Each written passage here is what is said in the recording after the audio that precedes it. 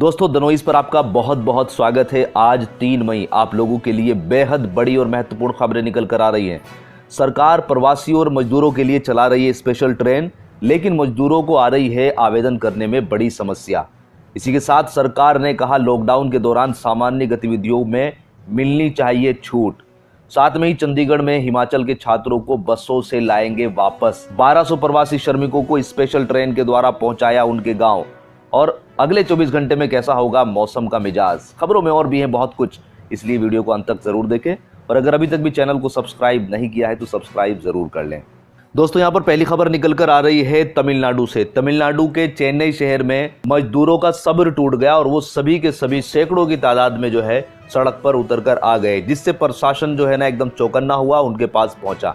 वहां पर social distancing का भी कोई ख्याल नहीं रखा गया, क्योंकि मजदूर काफ़ी परेशान हो गए कि उनको आश्वासन बार बार दिया जा रहा है सरकार की तरफ से कि आपको आपके राज्य में पहुंचाया जाएगा। और साथ में ही ये बार बार खबर आ रही है कि विशेष ट्रेन चलाई जा रही है, लेकिन इसी के साथ में उनको प्रॉब्लम भी आ रही है कि किस तरह से वो विशेष ट्रेन का लाभ उठा सकते हैं। तो दोस्तों खबर निकल कर आ रही है लॉकडाउन में खाली बैठे राजस्थान, बिहार, झारखंड, असम, पश्चिमी बंगाल और उड़ीसा सहित अन्य राज्यों से अपने पैतृक गांव जाने के लिए श्रमिकों ने शनिवार को चेन्नई में 3 जगह हंगामा कर दिया। यहां पर मजदूरों की संख्या हजारों से ज्यादा थी, जिसे देखकर पुलिस प्रशासन में हड़कंप मच गया और वो मौके पर पहुंचकर उन्होंने श्रमिकों को शांत किया और समझाया कि आपको आपके गंतव्य पर पहुंचाया जाएगा। आश्वासन के बाद जो है श्रमिक जो है शांत हुए और उसके बाद जो है वो अपने घरों में चले गए। साथ में मजदूरों का कहना था कि तमिलनाडु में लॉकडाउन 17 मई तक बढ़ गया है। लॉकडाउन चलता रहा तो गुजारा कैसे होगा?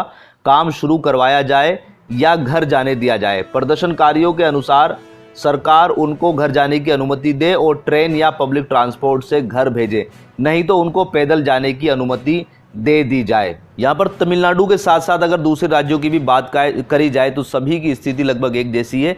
हजारों की तादाद में जो है श्रमिक और दूसरे लोग फंसे हुए हैं और वो किसी भी तरीके से चाह रहे हैं कि सरकार चाहे ट्रेन के माध्यम से चाहे बस के माध्यम से उनको वहां से निकालकर उनके घर पर भेज दे, उनके गांव भेज दे, उनके राज्य में भेज दे, वहां पर जाकर वो थोड़ा सुकून के साथ रह सके। क्योंकि अभी जिस कंडीशन में वो रह रहे हैं वहां पर बहुत ज़्यादा समस्याएं हैं, खाने की, रहने की और भी बहुत सारी समस्याओं का उनको सामना करना पड़ रहा है। तो सरकार को ये जल्द से जल्द संज्ञान लेना चाहिए, वो चाहे किसी भी राज्य के हों। इसी के साथ तमिलनाडु के वेलूर जिला स्थित CMC अस्पताल में इलाज कराने के लिए आए दूसरे राज्यों से 100 से भी अधिक मरीज जो है उनके परिजन कलेक्टर कार्यालय के सामने पहुंच गए और गांव जाने के लिए पंजीकरण कराने की मांग करने लगे। कलेक्टर SP साहब से मिलने की गुहार भी लगाई। जानकारी मिलते ही मौके पर पुलिस अधीक्षक प्रवेश कुमार पहुंचे और उन लोगों से बातचीत की। उन्होंने बताया कि CMC अस्पताल में इलाज कराने आए लॉकडाउन के कारण फंसे मरीजों का ब्यौरा उनके राज्य को भेज दिया गया है। राज्य सरकारों द्वारा आपस में बातचीत कर ट्रेन चलाई जाएगी एवं राज्यों द्वारा नियुक्ति किए गए नोडल अधिकारी के जरिए पंजीकरण कराने का कार्य शुरू किया जाएगा। SP प्रवेश कुमार के समझाने व आश्वासन देने के बाद वे सभी लोग लौट गए। अब यहाँ पर मुद्दा ये भी उठ जाता है कि जो पंजीकरण की प्रक्रिया है ये इन गरीब लोगों तक, इन मजदूर लोगों तक कैसे पहुँचेगी, वो किस तरीके से पंजीकरण कर पाएंगे। क्योंकि जो पंजीकरण का जो ऑनलाइन प्रक्रिया है उसके लिए साइबर कैफे या तो जाना पड़ेगा, या फिर जो लोग हैं उनको नॉलेज होनी चाहिए कि भाई किस तरह से ऑनलाइन पंजीकरण मोबाइल से करना होगा। तो ये भी एक बड़ी समस्या है और सरकार को इसमें भी संज्ञान लेना चाहिए कि सभी मजदूरों तक किस तरह से पंजीकरण कराया जाएगा। तो ये समस्या किसी एक राज्य की नहीं है, किसी भी राज्य के अगर मजदूरों की बात करें तो उनको पंजीकरण में समस्या आ ही रही है। दोस्तों आप भी बताना क्या आपको भी इस तरह की कोई समस्या आ रही है, कमेंट में आप बताना। यहीं पर अगर बात करते हैं आंध्र प्रदेश की, तो वहां पर भी लोग परेशान हो रहे हैं इस प्रक्रिया को लेकर कि लॉकडाउन 3.0 में केंद्र सरकार ने दूसरे राज्यों में फंसे प्रवासी मजदूरों को उनके राज्य में भेजने के लिए तैयारी की है। यह सुविधा राज्य और रेलवे के समन्वय से पूरा होने वाला है। इस बीच प्रवासी मजदूर अपने घर जाने को जूझ रहे हैं। इन सभी को प्रशासनिक सहायता की दरकार है, इसलिए ये सभी इस संकट भरे समय में प्रशासनिक कार्यालय और रेलवे स्टेशन के चक्कर काटते काटते थक गए हैं, लेकिन वहां से भी इनको निराश होना ही पड़ रहा है।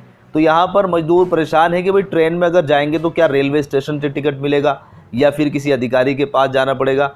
तो दोस्तों ये जो है ऑनलाइन प्रक्रिया है, आपको ऑनलाइन ही सारा काम करना होगा, उसके बाद सारा काम फिर प्रशासन करेगा।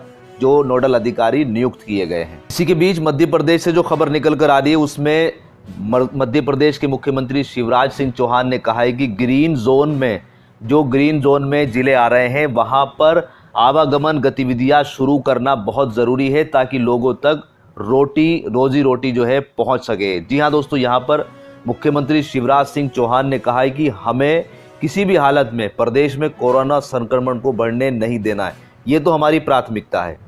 इसके साथ साथ जो रेड जोन है उनमें हमें इस तरीके से काम करना है कि उनको पहले ऑरेंज जोन में लेकर आएँ और उसके बाद फिर ऑरेंज जोन को जो है ग्रीन जोन में लेकर आएँ।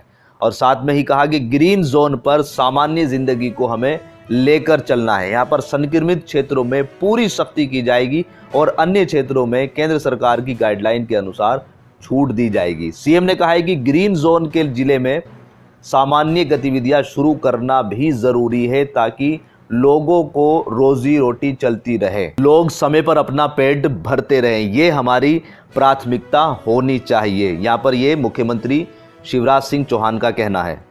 दोस्तों यहाँ पर अगली खबर निकल कर आ रही है हिमाचल प्रदेश से।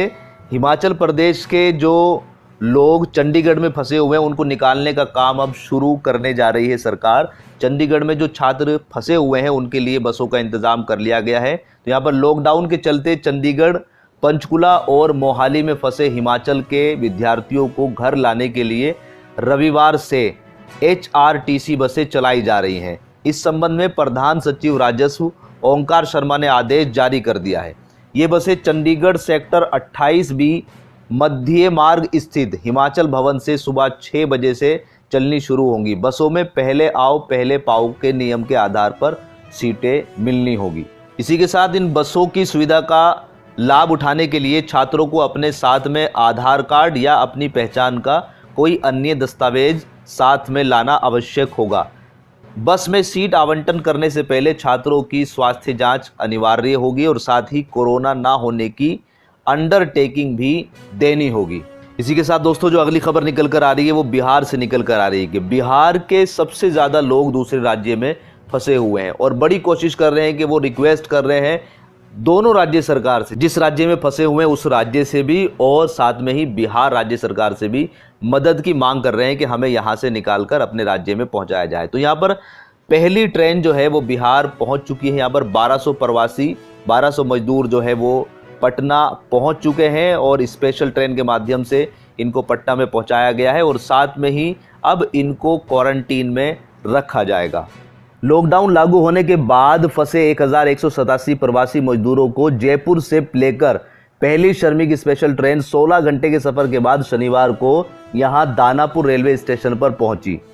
पूर्व मध्य रेलवे हाजीपुर के जनसंपर्क अधिकारी राजेश कुमार ने बताया कि शुक्रवार को रात 10 बजे जयपुर से 24 डिब्बे वाली यह ट्रेन रवाना हुई थी और शनिवार को दोपहर लगभग 2 बजे के करीब ये दानापुर स्टेशन पर पहुंच गई। सभी यात्रियों को 20 मेडिकल टीमों ने चेकअप किया, स्क्रीनिंग करी और पटना के संभागीय आयुक्त संजय कुमार अग्रवाल ने पीटीआई भाषा से कहा है कि मेडिकल परीक्षण के बाद उन्हें भोजन देकर फिर बसों से संबंधित जिले में भेजा गया है। उन्होंने बताया कि इन यात्रियों को उनके गृह जिले में भोजन के लिए दानापुर रेलवे स्टेशन पर करीब 100 बसें उपलब्ध कराई गई।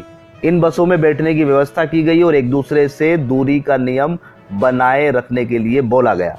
इसी के साथ दोस्तों अगली खबर जो निकल कर आ रही है वो दिल्ली से आ रही है। दिल्ली के मुख्यमंत्री अरविंद केजरीवाल ने बड़ा बयान दिया है यहाँ पर कि कोरोना की जब तक दवाई नहीं बनती है इसका ख़त्म करना बहुत मुश्किल है। हम लोगों को इसके साथ ही जीना शुरू करना होगा और साथ में ही इसको फैलने से रोकना होगा और मौतों की संख्या को कम करना होगा। यहीं पर दिल्ली के मुख्यमंत्री अरविंद केजरीवाल ने कहा है कि अब हमें कोरोना के साथ जीने की आदत डाल लेनी चाहिए जब तक इसकी दवाई नहीं आती है। अरविंद केजरीवाल ने कहा है कि लॉकडाउन से कोरोना खत्म नहीं होने वाला। यह कोई भी जिला मत सोचे कि वो कोरोना मुक्त हो जाएगा जब तक इसकी दवाई नहीं आएगी, क्योंकि अभी उस लेवल पर टेस्टिंग नहीं हो रही है। इसी के साथ दोस्तों बढ़ जाते हैं अपने मौसम समाचार की तरफ कि आने वाले 24 घंटे में मौसम का कैसा होने वाला है मिजाज। तो अगले 24 घंटे के दौरान देश के पूर्वी और उत्तरी हिस्सों में बारिश बढ़ने वाली है। पूर्वोत्तर भारत, पश्चिमी बंगाल, बिहार के पूर्वी भागों और हिमाचल प्रदेश, उत्तराखंड और उत्तरी पंजाब में हल्की से मध्यम बारिश के साथ साथ एक दो जगह भारी बारिश के होने के भी आसार नजर आ रहे हैं। इसी के साथ जम्मू कश्मीर, लद्दाख, केरल और कर्नाटक के आंतरिक और तटीय भाग में, तेलंगाना और छत्तीसगढ़ के कुछ हिस्सों में हल्की से मध्यम वर्षा दर्ज की जा सकती है। उत्तर पश्चिमी राजस्थान, हरियाणा के कुछ हिस्सों और पूर्वी उत्तर प्रदेश में धूल भरी आंधी के साथ हल्की बारिश होने की आशंका है। उड़ीसा और मध्य महाराष्ट्र में चिटपुट जगहों पर हल्की हल्की बारिश होने की संभावना है। अंडमान और निकोबार द्वीप समूह पर तेज हवाओं के साथ थोड़ी सी तेज बारिश होने के आसार नजर आ रहे हैं। तो दोस्तों, ये थे आज के कुछ मुख्य समाचार। उम्मीद करते हैं कि आपको पसंद आई होगी ये वीडियो। अगर वीडियो पसंद आई है तो लाइक शेयर कीजिएगा, और अगर अभी तक भी आपने चैनल को सब्सक्राइब नहीं किया है तो उसको सब्सक्राइब ज़रूर कर लीजिएगा। अपना ख्याल रखिएगा। God bless you. Thanks for watching. Bye bye.